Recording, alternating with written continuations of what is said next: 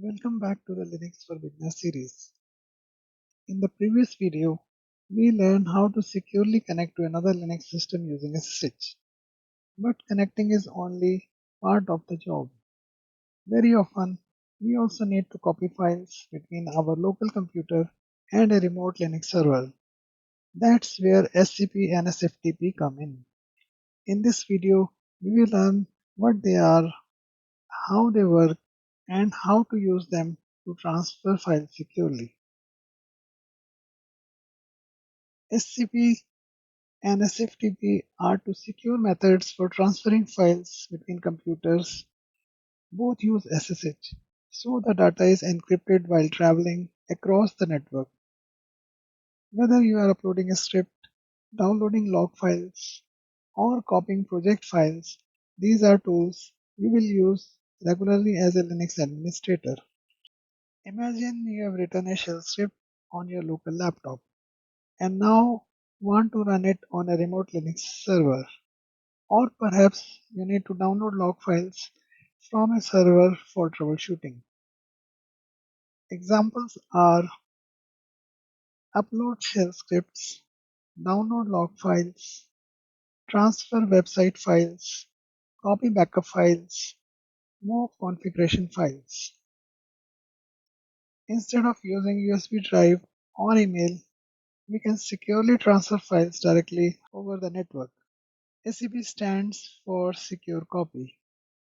As the name suggests, it is used to copy files securely from one computer to another. SCP works over SSH, so the connection is encrypted. It's simple, fast, and ideal when you already know the source and destination. Think of SCP as Linux equivalent of copying a file from one folder to another, except the destination is another computer. SFTP stands for SSH File Transfer Protocol. Unlike SCP, SFTP gives us an interactive session where we can browse directories, upload files, download files, and manage remote files. If SCP is like sending a package directly to someone, SFTP is like opening a file manager on the remote computer. Both tools transfer files securely using SSH, but they are used a little differently. SCP is best for quickly copying one or more files. SFTP is better when you want to browse remote directories or transfer multiple files interactively. In real projects, you will often use both depending on the task. To upload, the command is scp file name user at host /home/user directory. This command uploads a local file to the remote server.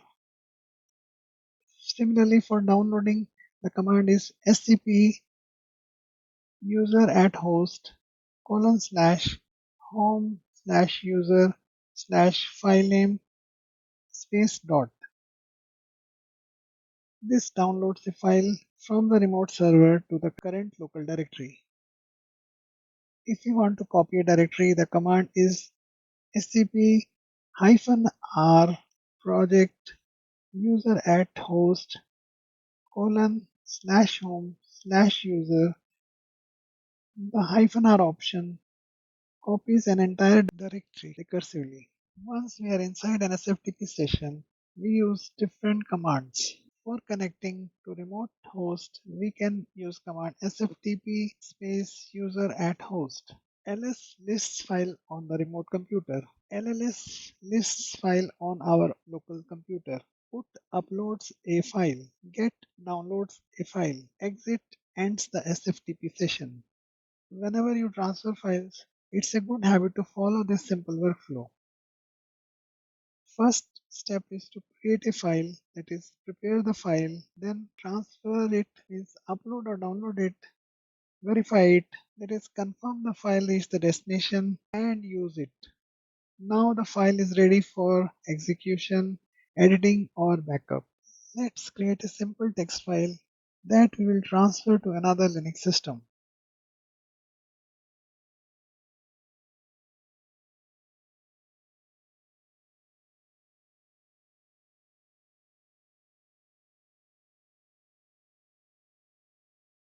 Before copying a file, let's make sure the file exists.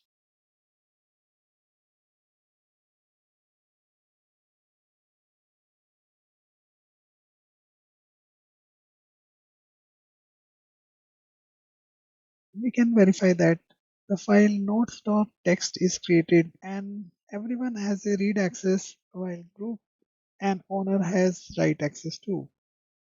The file size is 0 bytes because it does not contain any text. Now let's upload the file using SCP. The command is scp notes.txt username at host, that is 192.168.1.50 / the directory name, that is home/Dinesh.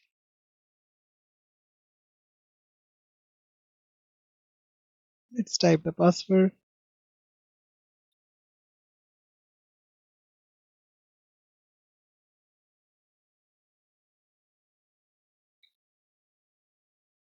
and we can see that file has been copied to the remote server. Let's verify on the server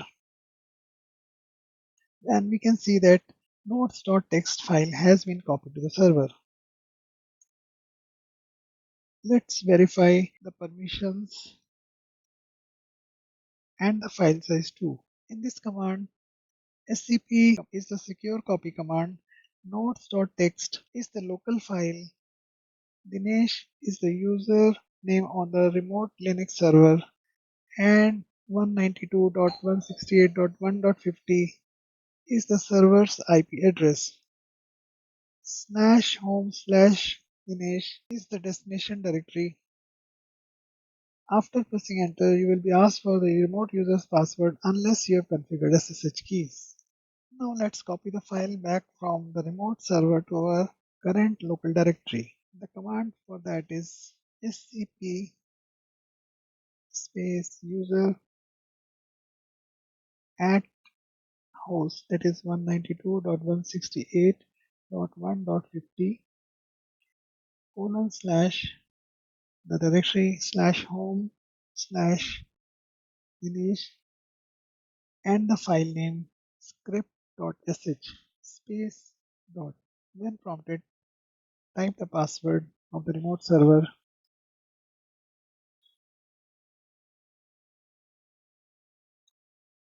and we can verify that the file has been copied to the local system from remote server. Now let's copy a directory. Let's create a directory.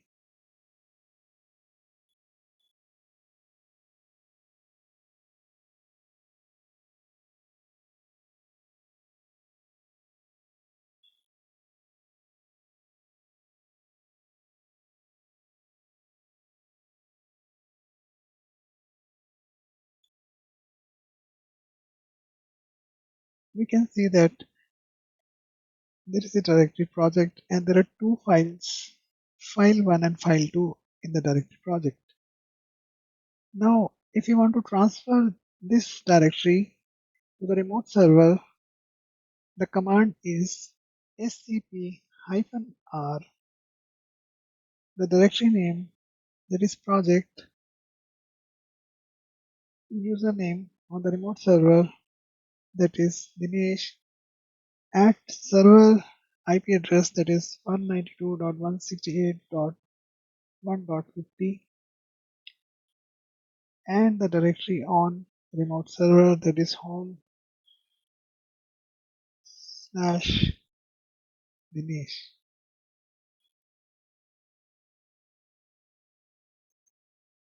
Type the password when prompted and we can see the file transfer has been complete. Let us verify on the remote server and we can see there is a project directory and there are two files in it.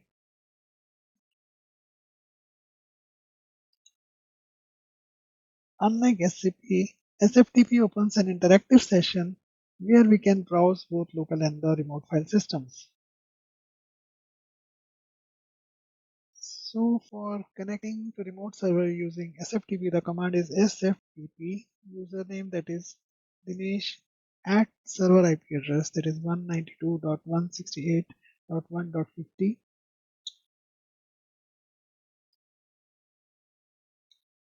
The command pwd shows the current directory on the remote server.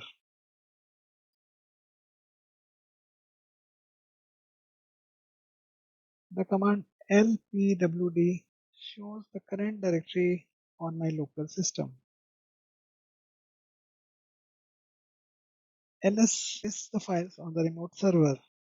LLS lists files on the local computer. The put command uploads a local file to the remote system. So let's create another file locally, that is touch notes1.txt. We can use ls command to list the local files. So we can see that notes1.txt is the new file that is created.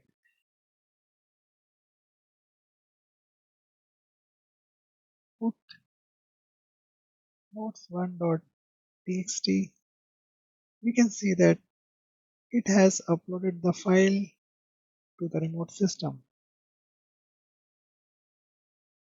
On the server, you can see that notes1.txt file is created.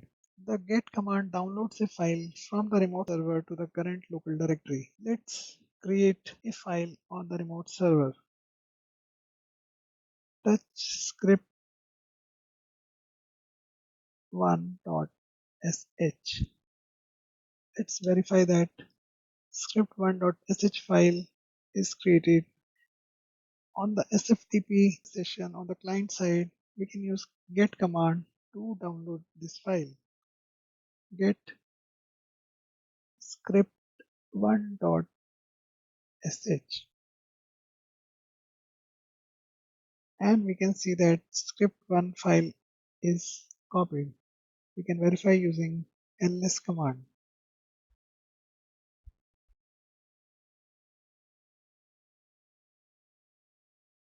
Typing exit closes the SFTP session and returns us to the normal Linux shell. Let's look at few common issues that beginners encounter. Wrong destination path. Ensure the remote directory exists. Forgetting -r for directories. -r is needed when copying directories. Permission denied. Verify your username and permissions. SSH service is not running. SCP and SFTP both depends on SSH. Confusing local and remote locations. Remember that commands like ls and lls refer to different systems inside SFTP. Here is a quick summary of the commands we use today. Feel free to pause the video and save these for future reference. Let's quickly recap what we have learned. SCP securely copies files and directories. SFTP provides an interactive file transfer session. Both use SSH encryption. SCP is best for quick transfers. SFTP is ideal for browsing and managing remote files. Now that we know how to securely connect to Linux systems and transfer files, the next step is learning how to troubleshoot them. In the next lesson, we will explore Linux log files, where they are stored, how to view them, and how they help us diagnose problems. Thank you for watching. If you found this lesson helpful, please like the video and subscribe to follow the complete Linux for Beginners series. And I will see you in the next lesson.